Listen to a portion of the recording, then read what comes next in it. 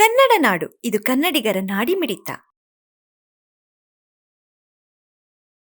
ನಾನು ಜಸ್ಟ್ ಇತ್ತೀಚೆಗೆ ಯಾವುದೋ ಒಂದು ಲೋಕಲ್ ಪೇಪರ್ ಒಬ್ಬರು ಬರೆದಿದ್ರು ಮತ್ತು ರಾಜ್ಯ ಮಟ್ಟದ ನಂಬರ್ 1 ಪೇಪರ್ ಅಂತ ಹೇಳ್ಕೊಳ್ಳೋರು ಬರೆದಿದ್ರು.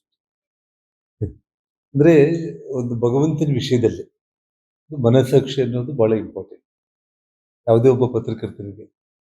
ಬಟ್ ಈ ರೀತಿ ಒಂದು ತಪ್ಪು ಹೇಳಿಕೆಗಳನ್ನ, ತಪ್ಪು ಸುದ್ದಿಗಳನ್ನ, ಏನಾದ್ರೂ ಸತ್ಯಾಂಶಗಳಿದ್ರೆ ಅದನ್ನ ನಾವು ಇಮಿಡಿಯೇಟ್ ಆಗಿ ಇದು ಮಾಡಬಹುದು. ಬಟ್ ನಾನು ಇವತ್ತು ಕರೆದಿರುವಂತದ್ದು ಏನಂದ್ರೆ, ಇನ್ಮೇಲೆ ಇಂಥ ಸುದ್ದಿಗಳು ಬಂದರೂ ಕೂಡ ನನ್ನ ಮೇಲೆ ಅದಕ್ಕೆ ರೆಸ್ಪಾಂಡ್ ಮಾಡಲ್ಲ. ನೋಡಿ, ದೇವಸ್ಥಾನಗಳ ವಿಷಯದಲ್ಲಿ ಅಂಜನಾದ್ರಿ ವಿಚಾರ ಬಂತು. ಅಂಜನಾದ್ರಿ ವಿಚಾರದಲ್ಲಿ AMR ಇಂಡಿಯಾ ಲಿಮಿಟೆಡ್ ಅಂತ ಹೇಳಿ ತುಂಬಾ ದೊಡ್ಡ ಉದ್ಯಮಿ ಅವರು. ಇವತ್ತು ಯಾರು ಇದ್ರ ಬಗ್ಗೆ ಫಸ್ಟ್ ಸ್ವಲ್ಪ ತುಂಬಾ ಇದರಲ್ಲಿ ಸುದ್ದಿ ಮಾಡಿದ್ರೆ ಅವ್ರಿಗೆಲ್ಲ ಲೀಗಲ್ ಆಗಿ ಅವ್ರು ಆಲ್ರೆಡಿ ನೋಟಿಸ್ಗಳೆಲ್ಲ ಕೊಟ್ಟು ಕೋರ್ಟ್ಗೆಲ್ಲ ಕೇಸ್ ಹಾಕಿದ್ದಾರೆ. ಒಬ್ಬ ಅಸಿಸ್ಟೆಂಟ್ ಕಮಿಷನರು ಅವರು ಈ ತರಾತುರಿಯಾಗಿ ಜಸ್ಟ್ ಹುಲಿಗೆಮ್ಮ ಟೆಂಪಲ್ ಅವರು ಇವರೆಲ್ಲ ಸೇರ್ಕೊಂಡ್ಬಿಟ್ಟು DC-ಗೆ ಒಂದು ತಪ್ಪು ಮಾಹಿತಿ ಕೊಟ್ಟಿದ ತಕ್ಷಣ ಅವ್ರು ಅದನ್ನ ಪ್ರೆಸ್ಸಲ್ಲಿ ಸುದ್ದಿ ಮಾಡಿದ್ರು. ಅದಾದ್ಮೇಲೆ ಅವರು ಒಂದು ಚಾಲೆಂಜಿಂಗ್ ಆಗಿ ಲೆಟರ್ ಬರೆದ್ಬಿಟ್ಟು ಅಲ್ಲೇ ಸ್ಪಾಟ್ ಅಲ್ಲೇ ನಿಮ್ಗೆ 2.5 ಕೋಟಿ ಬೆಲೆ ಮಾಡೋ ಬಂಗಾರನ್ನ ತೆಗೆದು ಅವ್ರಿಗೆ ಹ್ಯಾಂಡ್ ಓವರ್ ಮಾಡೋದಕ್ಕೆ, ಯಾವುದಾದ್ರೂ ಒಂದು ಐಟಮ್ ಮಾಡಬೇಕು ಅಂತಂದ್ರೆ ನಮಗೆಲ್ಲ ಗೊತ್ತಿರುವಂತ ರೀತಿಯಲ್ಲಿ ಒಂದು ಗದೆ ಮಾಡಬೇಕು ಅಂತಂದ್ರೆ ಗದೆನ ಸಾಲಿಡ್ ಆಗಿ ಮಾಡ್ಲಿಕ್ಕೆ 100 kg ಬೇಕು ಮಾಡ್ಲಿಕ್ಕೆ. ಮತ್ತು ಅಲ್ಲಿ ಅಂಜನಾದ್ರಿಯಲ್ಲಿ ಸ್ವಾಮಿ ದೇವಸ್ಥಾನ ಏನಿದೆ ಕಲ್ಲಲ್ಲಿ, ಆ ಗದೆಯನ್ನ ಇನ್ಬಿಲ್ಟ್ ಮಾಡಿದ್ದಾರೆ ಗದೆಯನ್ನ.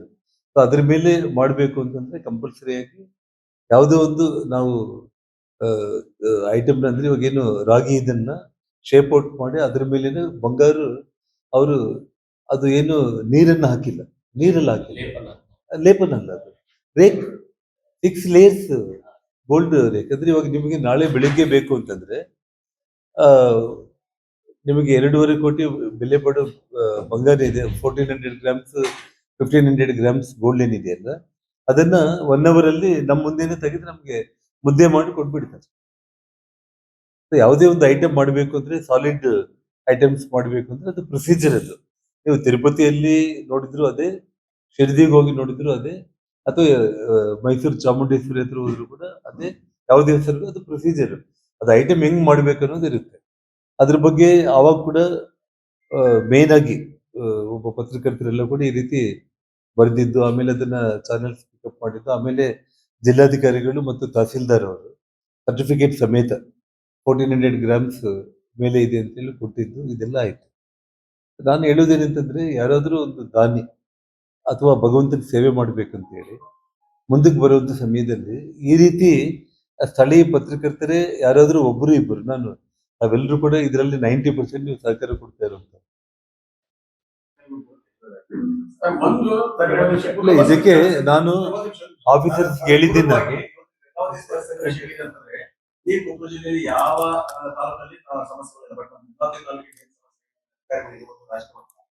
ಎರಡನೇದು ಈ ಸಂಘಟನೆಗಳು RTI ಹೌದು ಹೌದು ಇಂಥ ಸ್ವಲ್ಪ ಅಧಿಕಾರಿಗಳು ಇಲ್ಲಿ ಬೇಡ ಬೇಡ ಯಾರು ವಾಪಸ್ ಹೋಗ್ತಾರೆ. ಹೀಗಾಗಿ ಇದಕ್ಕೆ RTI ಕಾರ್ಯಕರ್ತರು ಮತ್ತು ಸಂಘಟನೆಗಳು ನಾನು ಕ್ಲಿಯರ್ ಆಗಿ ನೋಡುವ ರೈಟಿಂಗ್ ಅಲ್ಲಿ ಅವರು ಎಲ್ಲಾದ್ರೂ ಒಂದು ಆರೋಪಗಳನ್ನ ಮಾಡಿ ಮಾಧ್ಯಮಗಳಲ್ಲಿ ಮತ್ತು RTI ಆಕ್ಟ್ ನಲ್ಲಿ ಅವರು ಅಪ್ಲೈ ಮಾಡಿ ತಗೊಂಡಿರೋದು ಎರಡನ್ನೂ ಟ್ಯಾಲಿ ಮಾಡಿಬಿಟ್ಟು ಅವರಲ್ಲಿ ಬ್ಲಾಕ್ ಮೇಲ್ ಮಾಡಿದ್ದಾರೆ ಅನ್ನೋದು ಕ್ಲಿಯರ್ ಆಯ್ತು ಅಂದ್ರೆ, ಇನ್ಮೇಲೆ ಸ್ಟ್ರೈಟ್ ಅವೇ ನಾನೇ ಪೊಲೀಸ್ ಕಂಪ್ಲೇಂಟ್ ಕೊಟ್ಟು ಕಾನೂನು ಪ್ರಕಾರ ಅವ್ರನ್ನ ಜೈಲ್ಗೆ ಹಾಕಿ, ಸಾರ್ವಜನಿಕವಾಗಿ ಅವ್ರೇನು ರಾಂಗ್ ಇನ್ಫಾರ್ಮೇಶನ್ಸ್ ಕೊಟ್ಟು ದಿಗ್ತಪ್ಪಿಸುವಂತ ಕೆಲಸ ಯಾರಾದ್ರೂ ಮಾಡಿದ್ರೆ, ಯಾರೇ ಆಗಿರ್ಲಿ ಅವರು ಕಂಪ್ಲೀಟ್ ಸ್ಟ್ರೈಟ್ ಅವೇ ನಾನು ಕ್ರಮ ತಗೊಂಡ್ಬಿಡ್ತೇನೆ. ತುಂಬಾ ಜನ ಏನ್ ಮಾಡ್ತಾರೆ, ಶ್ರೀನಿವಾಸ ನಾವು 50 ಕಡೆ ಆಗಿದೆ, ಅದ್ರದ್ದು ಒಂದೇ ಒಂದು ಇತ್ಯರ್ಥ ಬಂದ್ರೆ ಆ ಪ್ರಕರಣ ಇಟ್ಕೊಂಡು ಕ್ರಮ ಆಗಲಿ ಅಂತ ಹೇಳಿ ಇನ್ನೊಂದು ಸಾಕಷ್ಟು ಸಮಸ್ಯೆಗಳು. ಅದೇ ಇಲ್ಲಿ ಏನಾಗ್ತಾ ಇದೆ ಪಾಪ ನೋಡಿ, ಅಧಿಕಾರಿಗಳಿಗೆ ಏನಾಗುತ್ತೆ ಅಂದ್ರೆ, ಶ್ರೀನಿವಾಸ್ ಒಂದು ಮಾತನ್ನ ಹೇಳ್ತೀನಿ ನಾನು.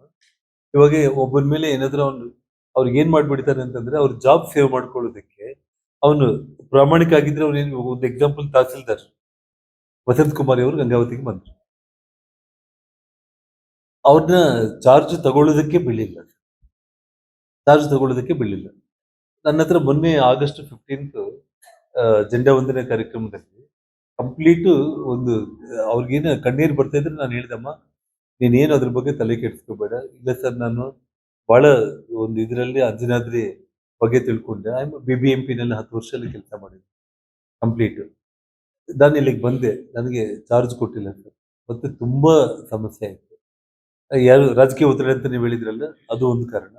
ಅದಾದ್ಮೇಲೆ ಕೆಲವೊಬ್ಬರು ವೈಯಕ್ತಿಕವಾಗಿ ಬಂದು RTI ಕಾರ್ಯಕರ್ತರು ಬಂದು, ನೀವು ಇಲ್ಲಿ ಕೆಲಸ ಮಾಡೋದಕ್ಕೆ ನಿಮ್ಮನ್ನ ಬಿಡೋದಿಲ್ಲ ಮೇಡಮ್, ನೀವು ಇಲ್ಲಿ ಫಸ್ಟ್ ಇಂದ ನೀವು ಬಿಟ್ಟು ಹೋಗ್ರಿ ಅಂತಂದ್ರೆ, ನಿಮ್ಮ ಮಗಳನ್ನ ಆಲ್ರೆಡಿ ಸ್ಕೂಲ್ ಅಡ್ಮಿಷನ್ ಕೂಡ ನಿಮ್ಗೆ ಬೆಂಗಳೂರಲ್ಲಿ ಮಾಡಿಸ್ಕೊಂಡ್ಬಿಟ್ಟು ನಾನೊಂದು ಮಾತು ಹೇಳಿದೆ, ಅಮ್ಮ ನೀನು ಇವತ್ತು ನನಗೆ ಈ ವಿಷಯ ಎಲ್ಲ ಹೇಳ್ತಾ ಇದ್ದೀನಿ, ನನಗೊಂದು ಮಾತು ಹೇಳಿದ್ರೆ ನಾನು ಬೇಕಾದ್ರೆ ತಂಗಡಿಗೆ ಅವ್ರಿಗಾಗ್ಲಿ CMಗಾಗ್ಲಿ ಕ್ಲಿಯರ್ ಆಗಿ ನಿಮ್ಮ ವಿಷಯದಲ್ಲಿ ಯಾವುದೇ ಒತ್ತಡ ಇರಬಾರ್ದು, ಅವ್ರಿಗೆ ಫ್ರೀ ಹ್ಯಾಂಡ್ ಕೊಡಿ ಅಂತ ನಾನು ಹೇಳ್ತೀನಿ. ಏನು ಬಂದಿದೀಯಾ ಕೆಲಸ ಮಾಡಿದ್ರು ಕೂಡ, ಇಲ್ಲ ಸರ್ ಅಂತ ನಾನು ಆಲ್ರೆಡಿ ಡಿಸೈಡೆಡ್ ಸರ್, ನಾನು ಊರಲ್ಲಿ ಇರಲ್ಲ ಸರ್, ನಾನು ಹೋಗ್ತಾ ಇದ್ದೀನಿ ಅಂತ. ನೀನು ಅಲ್ಲಿ ಕಣ್ಣೀರು ಬಿದ್ಬಿಡ್ತಾ ಇತ್ತು. ನಾನು ಹೇಳಿದೆ, ಬೇಡಮ್ಮ ನೀನೇನು ಬೇಜಾರು ಮಾಡ್ಕೋಬೇಡ, ನೀನು ಆರಾಮಾಗಿ ನೀನು ಹೋಗು ಅಂತ. ಅಂದ್ರೆ ನಾನು ತಹಸೀಲ್ದಾರ್ ಮತ್ತೆ ಅವರು ಅಂದ್ರೆ ಪಾಪ ಇವಾಗ ನೋಡಿ ಅವರಿಗೆ ನನಗೆ ಏನು ಬೇಡ ಸರ್, ನೀವು ಅಟ್ಲೀಸ್ಟ್ ಇಷ್ಟು ಮಾತ್ರ ಕೆಲಸ ಮಾಡಿ ಅಂತ ನೀವು ಹೇಳ್ತಾ ಇದ್ದೀರಿ, ಬಟ್ ನನಗೆ ಇಲ್ಲಿ ಆಗಲ್ಲ ಅಂತೇಳಿ ಅವರು. ಇವಾಗ ಒಂದಂತೂ ನಾನು ವಿಷಯ ನಾವು ಅದನ್ನ ಗಮನಿಸಬೇಕು. ಈ ರೀತಿ ಕೆಲವೊಬ್ಬರು ಅಧಿಕಾರಿಗಳು ಏನಿರ್ತಾರಲ್ಲ, ಅವ್ರ ಕೆಲಸ ಪ್ರಾರಂಭ ಮಾಡಬೇಕು. ಮಾಡಿದ್ಮೇಲೆ ಗೌರ್ಮೆಂಟ್ ಇಂದ ವರ್ಕ್ ಪ್ರೋಗ್ರೆಸ್ ನ ಆಧಾರ ಮಾಡ್ಕೊಂಡು ಅಮೌಂಟ್ ರಿಲೀಸ್ ಆಗೋದು, ಇದು ಆಕ್ಚುಲ್ ಪ್ರೊಸೀಜರ್ ಇರುವಂತದ್ದು.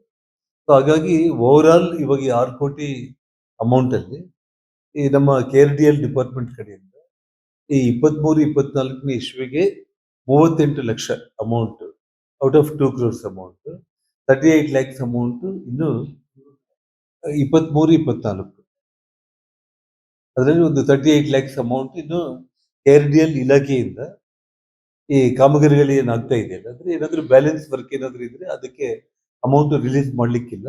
ಸೊ 38 lakhs ಇನ್ನ ಡ್ಯೂ ಇರುವಂಥದ್ದು. ಅದೇ ಒಂದು ರೀತಿ ನಿಮಗೆ 24-25 ಒಂದು 18 ಲಕ್ಷ ಅಮೌಂಟ್ ಅಲ್ಲಿ ಪ್ರೋಗ್ರೆಸ್ ಸ್ವಲ್ಪ ಚೆನ್ನಾಗಿದೆ, ಪೆಂಡಿಂಗ್ ಇರುವಂಥದ್ದು.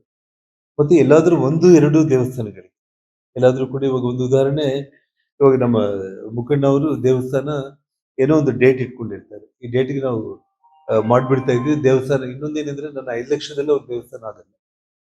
ಅವ್ರ ಅಮೌಂಟ್ ಅನ್ನ ಇಡೀ ಗ್ರಾಮದವರು 1 ಕೋಟಿ ಹಾಕೊಂಡಿರ್ತಾರೆ, ಅಥವಾ MP ಕೊಟ್ಟಿರ್ಬೋದು, MLA ಕೊಡ್ಬೋದು, ಅಥವಾ ಯಾರಾದ್ರೂ ದಾನಿಗಳು ಕೊಡ್ಬೋದು, ಅಥವಾ ಇಡೀ ಊರಲ್ಲಿ ಅವ್ರ ಹಣ ಕಲೆಕ್ಟ್ ಮಾಡಿಕೊಂಡು ನಾವು ಕೊಡೋ ಅಮೌಂಟ್ ತುಂಬಾ ಲಿಮಿಟೆಡ್ ಇದೆ ಅಷ್ಟೇ. ಒಂದು 50 ಲಕ್ಷ ಇಟ್ಟು ದೇವಸ್ಥಾನ ಕಟ್ತಾ ಇದ್ರೆ ನಮ್ಮಿಂದ ಒಂದು 5 ಲಕ್ಷ ಅಮೌಂಟ್ ಅವ್ರಿಗೆ ನಾವು ಕೊಡ್ತೀವಿ ಅಷ್ಟೇ. ಸೊ ಹಾಗಾಗಿ ಏನಾದ್ರೂ ಡೇಟ್, ನಾಳೆ ನಾವು ದೇವಸ್ಥಾನ ಇದು ಶ್ರಾವಣ ಮಾಸದಲ್ಲಿ ಓಪನ್ ಮಾಡ್ಬಿಡ್ತಾ ಇದೀವಿ, ನಮ್ದು ಆಲ್ರೆಡಿ 95% ಆಗೋಗಿದೆ, ಸ್ವಲ್ಪ ಪ್ರಯಾರಿಟಿ ಕೊಡ್ರಿ ಅಂದಾಗ ಕಾಂಟ್ರಾಕ್ಟರ್ಸ್ ಕೂಡ ಅಂತದಕ್ಕೆ ಪ್ರಯಾರಿಟಿ ಕೊಟ್ಟು ಅದನ್ನ ಫಸ್ಟ್ ಕಂಪ್ಲೀಟ್ ಮಾಡಿಬಿಟ್ರು. ಅಮೌಂಟ್ ರಿಲೀಸ್ ಆದ್ಮೇಲೆ ಇನ್ನೊಂದು ದೇವಸ್ಥಾನಕ್ಕೆ ಎಲ್ಲಾದ್ರೂ ಒಂದು 2-3 lakhs 5 lakhs ಪೆಂಡಿಂಗ್ ಇದ್ರೆ ಅದನ್ನ ಅಲ್ಲಿ ಮತ್ತೆ ಕೆಲಸ ಮಾಡುವಂಥದ್ದು ಆಗುತ್ತೆ ಅಷ್ಟೇ. ಇಲ್ಲಿ ಇದು ಪ್ರಾಕ್ಟಿಕಾಲಿಟಿ ಅಷ್ಟೇ. ಸೊ ಮತ್ತೆ ನಾನು ಒಬ್ಬ ಶಾಸಕನಾಗಿ ವೈಯಕ್ತಿಕವಾಗಿ ನಾನು ಯಾವತ್ತೂ ಕೂಡ ನೀವು ಪತ್ರಕರ್ತರು ಇಡೀ ಕ್ಷೇತ್ರದಲ್ಲಿ 100 ಗ್ರಾಮಗಳು ಮತ್ತು ಗಂಗಾವತಿ ಟೌನ್ ನಲ್ಲಿ ನೀವೇ ಯಾವ್ದಾದ್ರು ದೇವಸ್ಥಾನಗಳಿಗೆ ಹೋಗಿ ಒಂದೊಂದು ದೇವಸ್ಥಾನಕ್ಕೆ ನನ್ನಿಂದ ವೈಯಕ್ತಿಕವಾಗಿ ನಾನು ಎಷ್ಟು ಹಣ ಕೊಟ್ಟಿದ್ದೀನಿ ಅಂತ ನೀವು ಲೆಕ್ಕಾಚಾರ ಮಾಡಿದ್ರೆ, ಈಗಾಗಲೇ ನನಗಿರೋ ಒಂದು ಏನ್ ನಾವು ಮೇಂಟೈನ್ ಮಾಡಿರ್ಬೇಕಾದ್ರೆ more than 10 crores ನಾನು ಅಮೌಂಟ್ ವೈಯಕ್ತಿಕವಾಗಿ ಕೊಟ್ಟಿರೋದು. ಅವ್ರು ಏನಪ್ಪಾ ಅಂತಂದ್ರೆ ಪ್ರಾಬ್ಲಮ್ ಕ್ರಿಯೇಟ್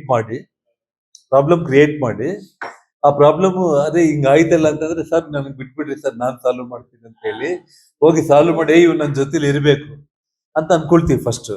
2-3 ಸಲ ಆದ್ಮೇಲೆ ಅವ್ನು ಕಳ್ಳ ಅಂತ ಗೊತ್ತಾಗ್ಬಿಡ್ತೈತೆ. ಅದಾದ್ಮೇಲೆ ನೀವು ಸಹವಾಸನೆ ಬೇಡ ಅಂತ ಬಿಟ್ಟೇ ಬಿಡ್ತೀವಿ. ಆ 2-3 ಟೈಮ್ ಒಳಗಡೆ ಅವ್ನು ಅರ್ಥ ಮಾಡ್ಕೊಂಡ್ರೆ ಅವನು ಜೊತೆಯಲ್ಲಿ ಇರ್ತಾನೆ, ಚೆನ್ನಾಗಿರ್ತಾನೆ. ಆ 2-3 ವಾರ್ನಿಂಗ್ಸ್ ಒಳಗಡೆ ಅವನು ಸರಿ ಮಾಡ್ಕೊಂಡಿಲ್ಲ ಅಂತಂದ್ರೆ ಅವನು ಮತ್ತೆ ಇನ್ನೊಬ್ಬ ಜನಾರ್ದನ್ ರೆಡ್ಡಿ ನೋಡ್ಕೊಳ್ಳೋದಕ್ಕೆ ಟ್ರೈ ಮಾಡ್ತಾ ಇರ್ತಾನೆ ಅಷ್ಟೇ.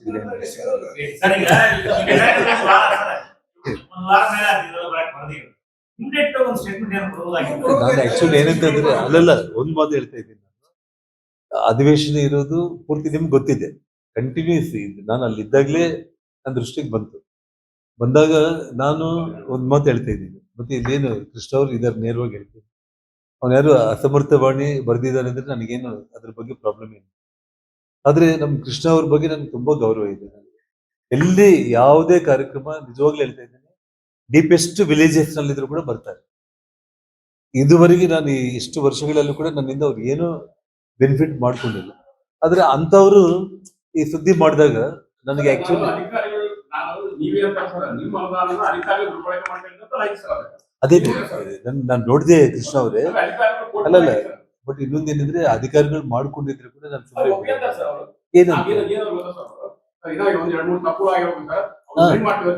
ನಾನು ಅದು ವಿಷಯ ಏನಂದ್ರೆ ಅದು ಕೂಡ ಕೃಷ್ಣ ಅವರೇ ನಾನು ಒಂದು ಮಾತು ಹೇಳ್ತಾ ಇದ್ದೀನಿ, ಪ್ರಯಾರಿಟಿ ಇಲ್ಲ ಅಷ್ಟೇ. ಇವಾಗ ಏನ್ ಫಂಡ್ಸ್ ರಿಲೀಸ್ ಆಗ್ತಾ ಇರುತ್ತೆ ಅಲ್ಲ, ನಮಗೆ ಹಳ್ಳಿಗಳಿಂದ ಫೋನ್ ಬರುತ್ತೆ, ಸರ್ ನೀವು ಕಾರ್ತಿಕ್ ಅವ್ರಿಗೆ ಹೇಳ್ರಿ, KRDL ಅವ್ರಿಗೆ, ನಮ್ಮೂರ್ ದಿನ ಎಲ್ಲ ಕಂಪ್ಲೀಟ್ ಮುಗ್ದೋಗಿದೆ ಸರ್, ಇನ್ನ ಊರ್ ದೇವಸ್ಥಾನ ಇನ್ನೂ ಸ್ಟಾರ್ಟ್ ಆಗಿಲ್ಲ ಸರ್, ಸ್ವಲ್ಪ ದಯಮಾಡಿ ಇದನ್ನ ಕಂಪ್ಲೀಟ್ ಮಾಡ್ಲಿಕ್ಕೆ ಕೇಳಿ ಅಂತಾರೆ.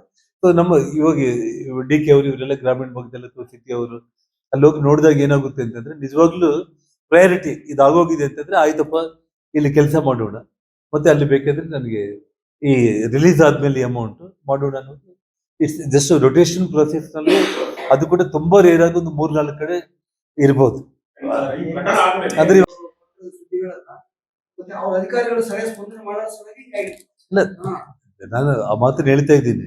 ಅದ್ರ ಬಗ್ಗೆ ವಿಷಯ ಏನಾಗುತ್ತೆ ಅಂತಂದ್ರೆ, ಇವಾಗ ನೀವು ಒಬ್ಬ ಅಧಿಕಾರಿನ ನೀವು ಕೇಳ್ತೀರಿ, ಅವನೋಗಿ ಸ್ಪಾಟ್ಗೆ ಹೋಗಿ ಆ ಕಾಂಟ್ರಾಕ್ಟ್ ನಿಜವಾಗ್ಲೂ ಅವ್ನು ಮಾಡಿದಾನೆ ಇಲ್ಲ ಅಂತ ನೋಡ್ಕೊಂಡು ರೆಸ್ಪಾಂಡ್ ಮಾಡೋಣ ಅನ್ನೋ ಉದ್ದೇಶ ಕೂಡ ಅವನಲ್ಲಿ ಇರ್ಬೋದು. ಇವಾಗ ನಾನು ಏನ್ ಮಾಡಿದೆ, ನಮ್ಮ DK ಮನೋಹರ್ ಗೌಡ ಮತ್ತು ವಿರೂಪಾಕ್ಷಪ್ಪ ಸಿಂಗ್ನಾಳ್ ಇವರು ಮೂವರನ್ನ ನಾನು ಕಳೆದ 4 ದಿನಗಳಿಂದ ಈ 6 ಕೋಟಿಗೆ ಸಂಬಂಧಪಟ್ಟು ಇಂಚಿಂಚು ಪ್ರತಿ ದೇವಸ್ಥಾನಕ್ಕೆ ಹೋಗಿ ನಾನು ಅಸೆಂಬ್ಲಿಯಲ್ಲಿ ಇದ್ರೂ ಕೂಡ ನಾನು, ಯಾಕೆಂದ್ರೆ ನಾನು ಇವಾಗ ಯಾರೋ ಒಬ್ಬರು ಬರೆದಿದ್ದಾರೆ ಪತ್ರಕರ್ತರ ಅಂದ ತಕ್ಷಣ ಅವ್ರನ್ನ ನಾನು ಮಿಸ್ಅಂಡರ್ಸ್ಟ್ಯಾಂಡಿಂಗ್ ಮಾಡ್ಕೊಳ್ಳೋದಕ್ಕಿಂತ ಕೂಡ ಅದನ್ನ ನಾನು ಕೂಡ ಪರಿಶೀಲನೆ ಮಾಡಿ ಚೆಕ್ ಮಾಡಿಕೊಂಡು ನಾನು ಸರಿ ಮಾಡ್ಕೊಳ್ಳೋದು, ಏನಾದ್ರೂ ತಪ್ಪಿದ್ರೆ ಯಾರ ಮೇಲಾದ್ರೂ ಕ್ರಮ ಕೈಗೊಳ್ಳೋದಾಗ್ಲಿ, ಅಧಿಕಾರಿಗಳು ತಪ್ಪಿದ್ರೆ ಅವ್ರ ಮೇಲೆ ಕ್ರಮ ಕೈಗೊಳ್ಳೋದಾಗ್ಲಿ ಆಗ್ಬೇಕು ಜನರಲ್ ಆಗಿ. ಇಲ್ಲಿ ಹಿಂಬಾಲಕರನ್ನೋ ಪ್ರಶ್ನೆನೇ ಇಲ್ಲ. ಇಲ್ಲಿ ಟೋಟಲ್ ಡಿಪಾರ್ಟ್ಮೆಂಟ್ ಮೂಲಕ ಕಾಂಟ್ರಾಕ್ಟರ್ಗಳ ಮೂಲಕನೇ ಇಲ್ಲಿ ಕೆಲಸ ಮಾಡ್ತಾ ಇರುವಂತದ್ದು. ಆಯಾ ಗ್ರಾಮಗಳಿಗೆ ದೇವಸ್ಥಾನಗಳಿಗೆ ನೇರವಾಗಿ ಕಾಂಟ್ರಾಕ್ಟರ್ಸ್ ಅವ್ರ ಜೊತೆ ಕಾಂಟ್ಯಾಕ್ಟ್ ಇದ್ದೇ ಕೆಲಸ ಮಾಡ್ತಾ ಇರೋದು.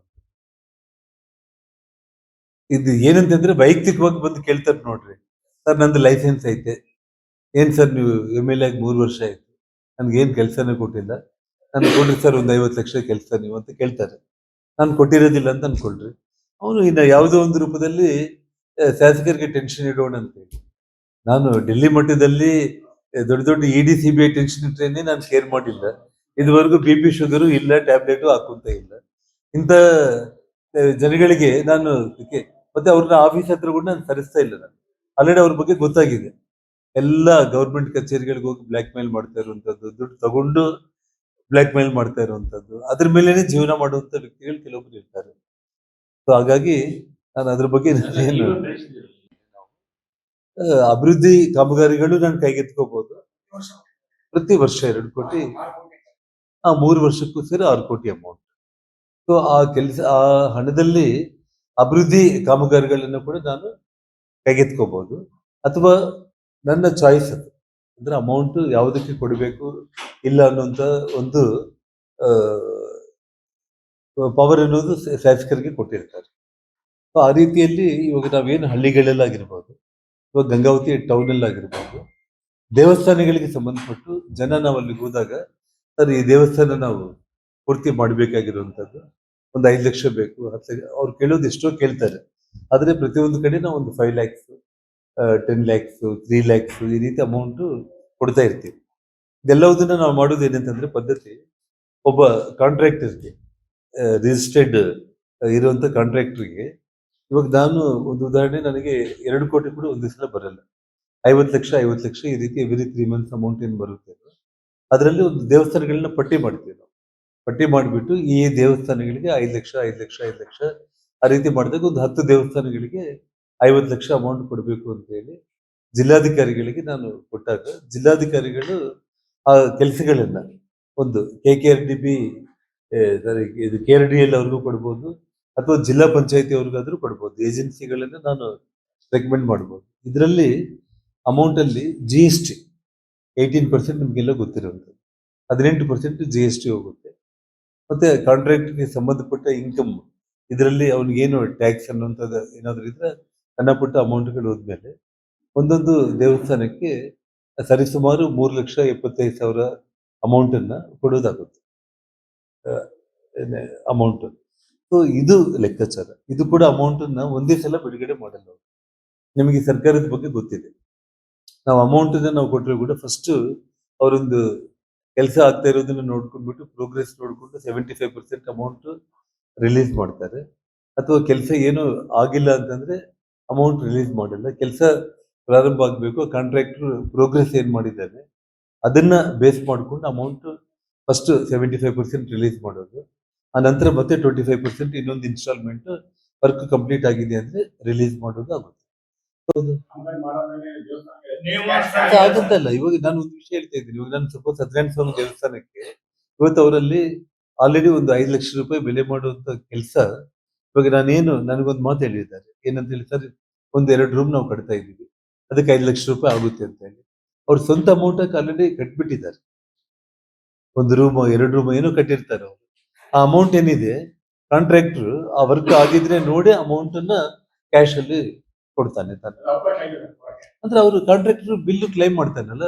ಸತ್ಯನಾರಾಯಣ ಸ್ವಾಮಿ ದೇವಸ್ಥಾನ ಅಥವಾ ಇನ್ನೊಂದು ದೇವಸ್ಥಾನ ಇನ್ನೊಂದು ದೇವಸ್ಥಾನಕ್ಕೆ ಕೆಲಸ ಆಲ್ರೆಡಿ ಆಗೋಗಿರುವಂತದ್ದೆಲ್ಲ ಆಗೋಗಿ ಇವಾಗ ಗೌರ್ಮೆಂಟ್ ಕಡೆಯಿಂದ ತಗೊಳ್ಳುವಂತದ್ದು ಆಗುತ್ತೆ.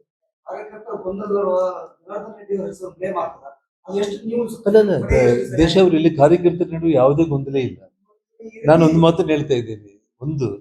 ಯಾವುದೋ ಒಂದು ರಕ್ಷಣಾ ವೇದಿಕೆ ಅಂತ ಹೇಳಿ ಹೇಳ್ಕೊಂಡ್ಬಿಟ್ಟು ಸಮಯ ಬಂದಾಗ ನನ್ನ ಜೊತೆ ಬಂದು ಸೇರ್ಕೊಂಡಿರುವಂತ ಒಬ್ಬ ವ್ಯಕ್ತಿ, ಅರ್ಥ ಆಯ್ತಾ? ನಾನು ನಿಮ್ಗೆ ಬೈ ನೇಮ್ ಹೇಳ್ಬೇಕಂದ್ರೆ ಡೈರೆಕ್ಟ್ ಆಗಿ ಹೇಳ್ತೀನಿ, ರಾಜೇಶ್ ರೆಡ್ಡಿ ಅಂತ ಅನ್ಕೊಳ್ಳಿ, ಒಂದು ಎಕ್ಸಾಂಪಲ್. ಅರ್ಥ ಆಯ್ತಾ? ಸೊ ಅಂತ ಕ್ಯಾಂಡಿಡೇಟ್ಗಳು ಏನ್ ಮಾಡ್ತಾ ಇದಾರೆ ಅಂದ್ರೆ ಈ ಕಾಂಟ್ರಾಕ್ಟರ್ಸ್ ಎಲ್ಲರನ್ನ ಒಂಥರ ಹೆದರಿಸಿ ಬೆದರಿಸಿ ಅವ್ರ ಕಡೆಯಿಂದ ದುಡ್ಡು ತಗೊಳ್ಳಂತ ಒಂದು ಇದಕ್ಕೆ ಕೈ ಹಾಕೋದು. ಇಂಥ ಕೆಲಸಕ್ಕೂ ಬಹಳ ಮಂದಿ ಇದ್ದಾರೆ, ನಿಮಗೂ ಗೊತ್ತಿರುವಂತದ್ದೇ ಅದು. ಅಧಿಕಾರಿಗಳನ್ನ ಹೆದರಿಸಿ ರೊಕ್ಕ ತಗೊಳ್ಳೋರು ಇದ್ದಾರೆ, ಕಾಂಟ್ರಾಕ್ಟರ್ಗಳನ್ನ ಹೆದರಿಸಿ ರೊಕ್ಕ ತಗೊಳ್ಳುವಂತವ್ರು ಇದ್ದಾರೆ. ಸೊ ಅಂತದ್ದು ಕೆಲಸ ಆಗ್ತಾ ಇರುತ್ತೆ.